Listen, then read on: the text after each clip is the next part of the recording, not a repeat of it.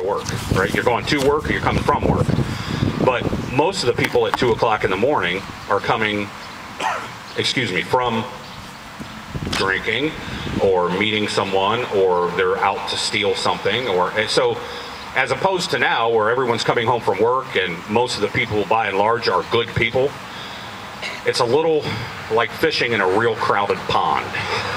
But at nighttime, you're the only person on the shore, and you start to be able to, it took me a month or two till I realized, wow, that's a drunk driver, because they really do float all over the road. If you've ever been behind one, it's unmistakable.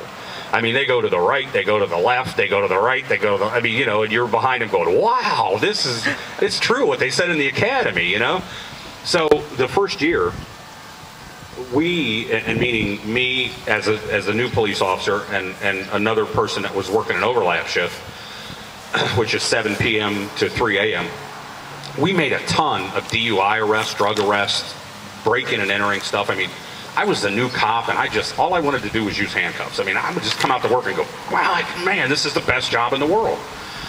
So about a year and a half into this, I'm really starting to get my legs, and I'm really starting to recognize what crime looks like, and I'm making less what we call nonsense stops, traffic stops, and the stops I'm making now, I'm really catching felons, and I'm starting to understand things.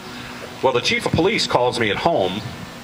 I was on one of my days off, and if you understand anything about the military or about police work, I was the lowest guy on the totem pole.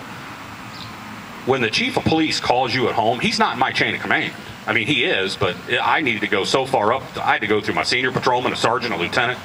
The chief and I said hi to each other, But we had changed chiefs, by the way. We had a different chief than the one who hired me. So he calls me at home and he says, I need to see you in my office.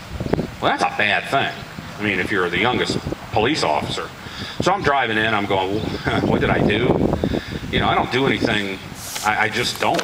I'm pretty vanilla. I even like vanilla ice cream. So I'm driving there thinking, what did I do? Well, I show up and he says, I need to talk to you. We're gonna take a walk. I said, okay, come on. So we walk out the back door. Well, at the police department, we're in a new building now, but on the same property. Outside the back door of the police department, about 100 yards, is Restland Cemetery. He says, we're going to take a walk up in the cemetery. I said, well, whatever I did is bad. Right? He's got the road department up here digging a grave, and that's it. I'm going to be in the back of a milk carton somewhere, Hey, where'd he go? I don't know. So we walk up there, and he said, I got to talk to you.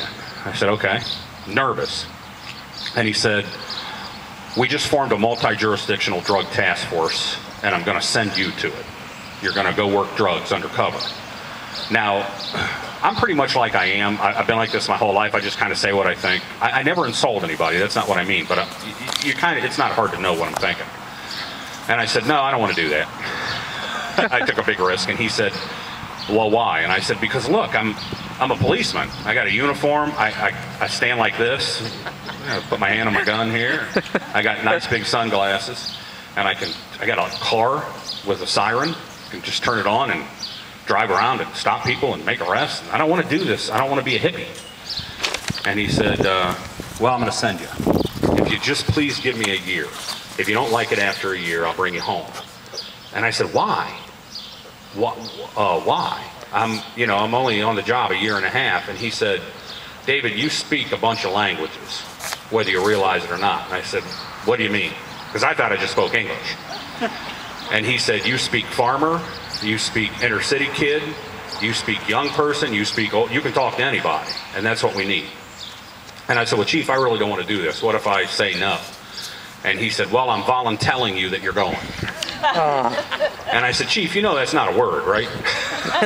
Now I'm just playing with him. And he said, yeah, I get it. But he said, if you tell people you volunteered, I don't have to tell people I made you go.